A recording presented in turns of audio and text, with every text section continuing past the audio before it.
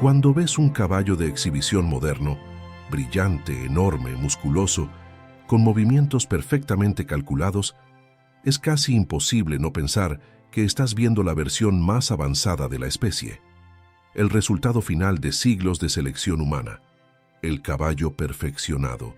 Esa idea es comprensible y está completamente equivocada, porque en los desiertos del Great Basin, en las montañas de Patagonia, en los cañones volcánicos de Oregón, existe otro tipo de caballo, uno que nadie diseñó, uno que nadie alimenta, ni vacuna, ni protege del frío, uno que parece menor a primera vista, más compacto, menos espectacular, sin el brillo del caballo de competencia.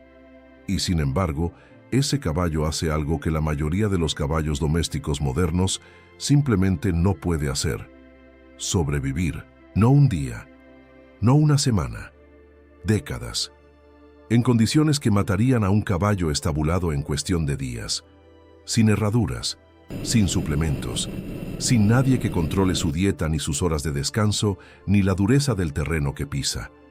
Eso no es romanticismo, es el cuerpo que nadie diseñó funcionando exactamente para lo que tardó millones de años en construirse.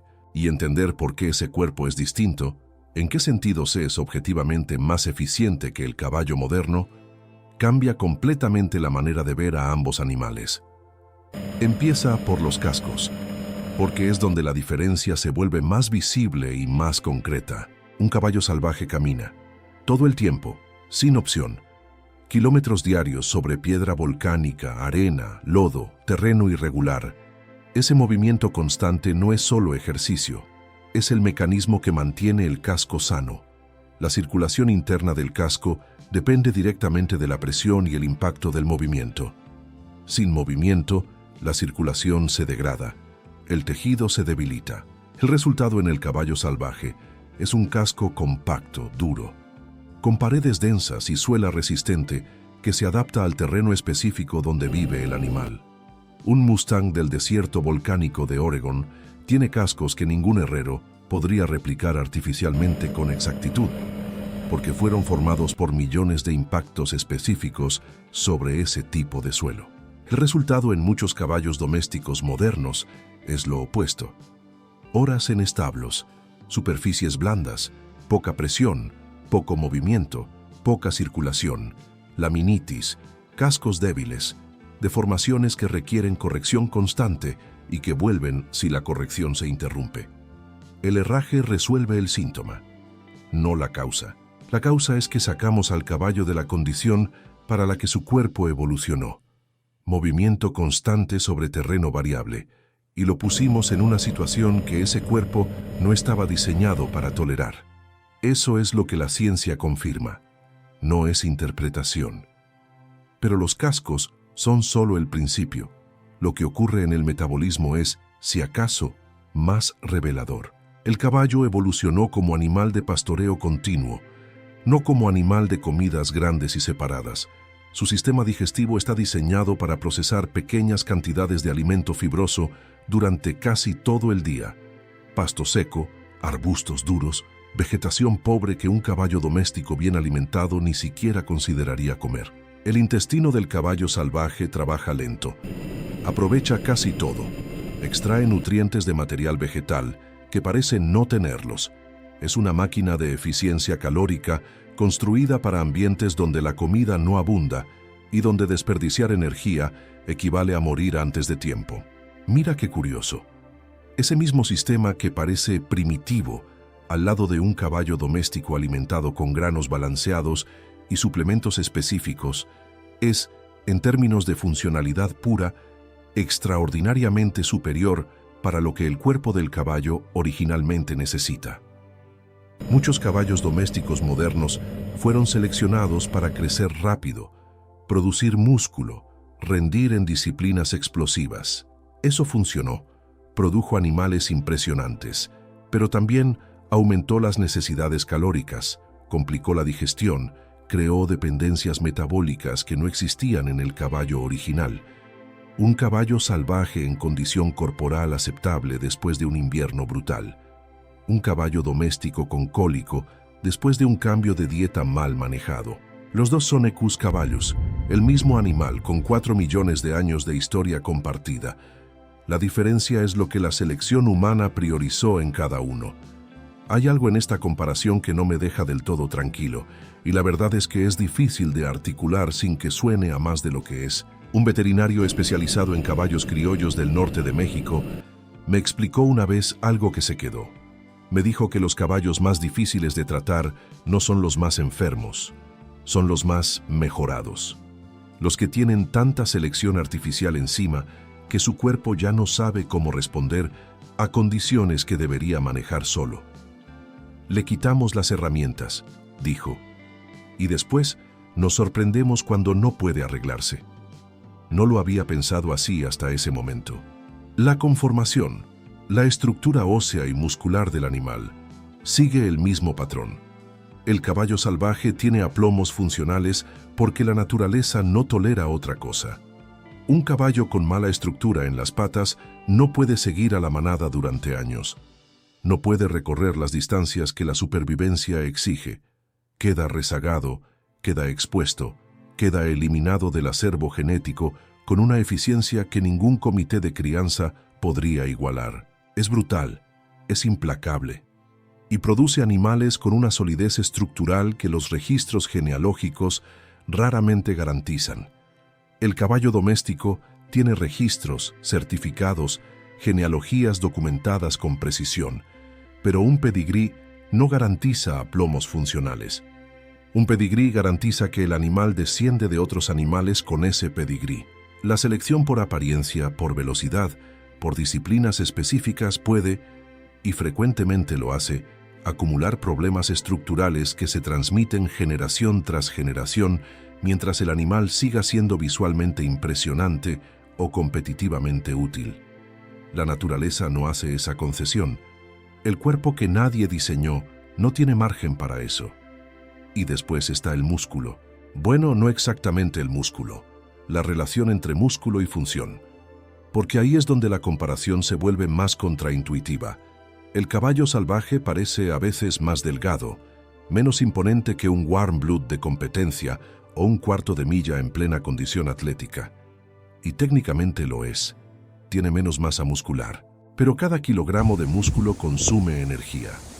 En un ambiente donde la energía es un recurso escaso y valioso, cargar músculo innecesario es literalmente contraproducente. La naturaleza selecciona cuerpos eficientes, no cuerpos espectaculares. El resultado es musculatura funcional, construida para resistencia sostenida, para kilómetros diarios durante décadas, no para explosiones de potencia en pistas controladas. Un Mustang no va a ganar el Kentucky Derby, pero va a seguir funcionando a los 20 años en condiciones que habrían retirado a un pura sangre a los 10. Potencia versus resistencia. Dos tipos de optimización. Dos respuestas distintas a preguntas distintas. El problema no es que uno sea mejor que el otro en términos absolutos. El problema es cuando confundimos cuál pregunta se está respondiendo. El pelaje sigue la misma lógica. El caballo salvaje muda según la temporada con una precisión que ningún sistema artificial de climatización podría replicar tan eficientemente. En invierno, el pelaje se vuelve denso, con capas que atrapan aire y funcionan como aislante térmico activo. En verano, muda rápidamente para evitar el sobrecalentamiento. Ese mecanismo funciona porque el animal está expuesto al ambiente. Está en contacto directo con los cambios de temperatura, con la duración del día, con las señales ambientales que disparan la muda. Muchos caballos domésticos que pasan la mayor parte del tiempo en establos climatizados, bajo mantas artificiales, con iluminación controlada, pierden parcialmente esa capacidad regulatoria. El sistema existe, pero las señales que lo activan no llegan con la intensidad necesaria para dispararlo correctamente. ¿Te das cuenta de lo que eso significa? Que al proteger al caballo de las condiciones que su cuerpo sabe manejar, también lo privamos del entrenamiento constante que mantiene esa capacidad funcionando. Lo que sigue es lo que casi nadie menciona cuando compara caballos salvajes y domésticos, porque la conversación normalmente se queda en lo físico, cascos, metabolismo, musculatura, y hay algo más que, desde la etología, importa igual. El caballo salvaje vive en alerta, no como estado de ansiedad crónica, sino como calibración sensorial activa permanente. Sus sentidos están en uso constante. Sus orejas, sus hollares, sus ojos. Todo el sistema está procesando información ambiental en tiempo real. Aprende rutas de agua, cambios climáticos, jerarquías sociales, amenazas específicas del entorno donde vive.